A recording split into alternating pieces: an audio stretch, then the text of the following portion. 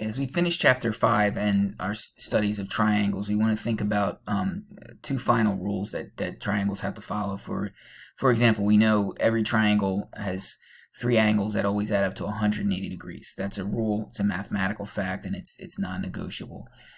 We also have some rules for how the sides of the triangle and the angles of the triangle interact. For example, I wouldn't, if I had three pieces of wood, and one of them was 5 feet long, and the other two were 1 foot long each, I wouldn't be able to make a triangle with that, if you can picture that. That's what we'll finish the chapter with. But what we want to look at today is specifically the relationship between the sides. If the sides are all different lengths, which side is the longest, based on which angle is the largest, and vice versa. So we have two rules here. If one side of the triangle is longer than the other side of the triangle, the opposite longer side has a greater measure than the opposite shorter angle. So what we mean by that is, clearly I can see in this triangle ABC that it looks like AC is the longest side. Okay, so what I can deduce from that is that angle B is the largest angle. Okay, so if AC is bigger than AB, then angle B would be bigger than angle C. It follows. So what I want to be able to do is, if I have the sides, I want to list the angles in order from smallest to largest. And if I have the angles, I'd like to list the sides in order from smallest to largest. So here, if we go smallest to largest side, the largest side is SR. It's 6 centimeters. So the largest angle would have to, or smallest rather, the smallest angle would have to be angle T, right? RS is this smallest side, so the smallest angle would be angle T. Then the next smallest side would be 7 centimeters, that's ST, so therefore angle R that lives across from ST will be the smallest angle. Right? However wide that angle opens up is going to create the size of the side opposite it. Now we want to go in the reverse direction. My smallest angle is 20 degrees. And this is the part that I notice students have the most trouble with, right? Is picturing what side lives opposite the 20 degrees. A lot of times my students will look at this and try to label AC or AB because 20 degrees lives at that vertex A. The easiest thing to do is just forget about the letter that's at that vertex. If 20 degrees lives in this corner, the side opposite is the other two letters. Okay, CB lives opposite that. So since 20 is the smallest angle, CB will be the shortest side.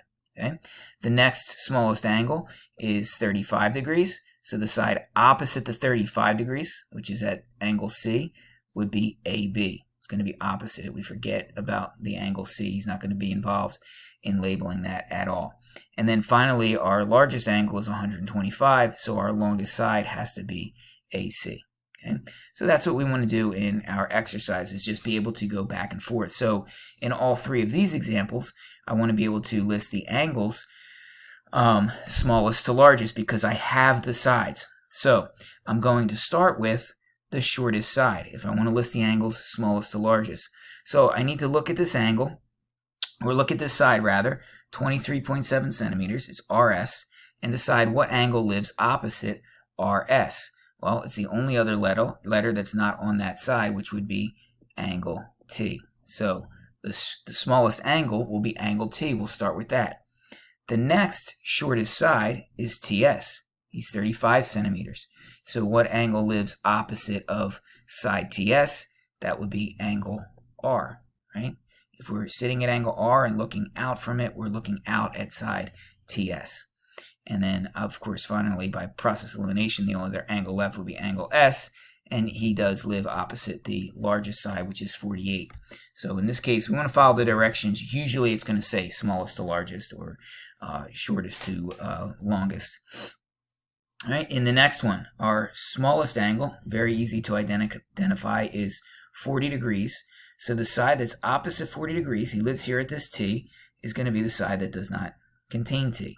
So our shortest side would be segment SR. Okay?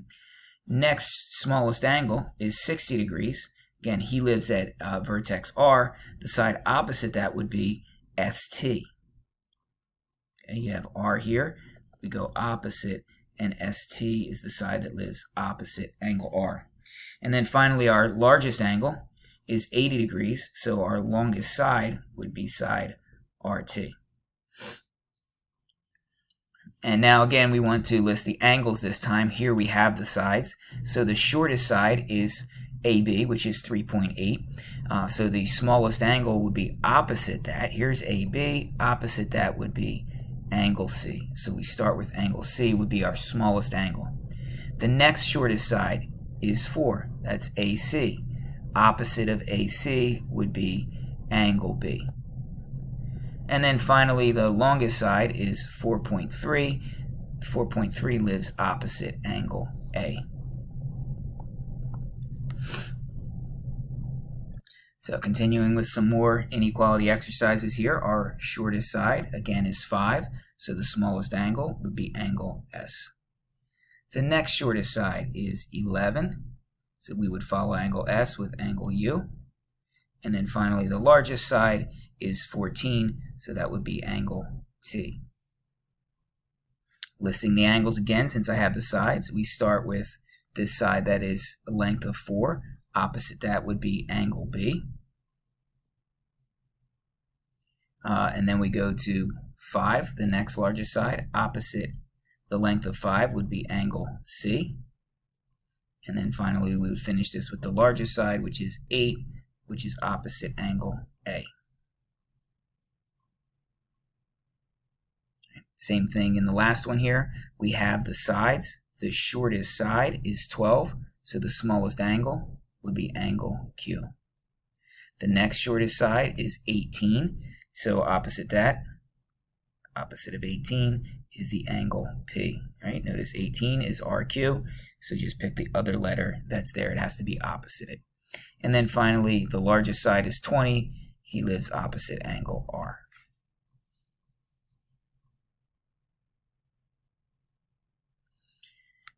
And now we have the angles, and we want to figure out the ordering of the sides.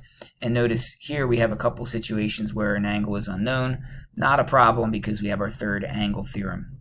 So find the smallest angle, 25 degrees. That's angle E, which means it's opposite side CD. Okay, we don't want to have E invited to that party if that's where 25 lives. Okay, CD is opposite that. Then we go to 35 degrees. That's at angle C. So the side opposite that has to be DE. And then lastly, we have 120 degrees here. It's an obtuse triangle. So CE is the side that lives opposite of the 120 degree angle. So in 8 and 9, to finish here, we have a little bit of extra work. We have to find the third angle first and foremost. So we're going to take 180 degrees that we know lives in the triangle, take away the two angles that they give us. I have to subtract away 56 and 58 from 180, and I get 66 degrees. Now I'm ready to list the sides in order from shortest to longest. Smallest angle is 56, so the shortest side has to live opposite that. That would be YZ. The next smallest angle is 58 degrees. The side opposite that is XY. And then finally, the biggest angle is the one that we found on our own. That's angle Y, which lives opposite of XZ.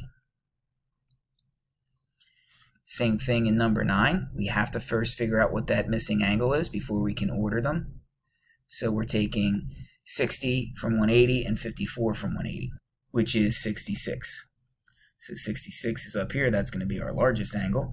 Smallest angle is 54 degrees. Opposite of that is RS. Next smallest angle is 60 degrees. Opposite that would be RT.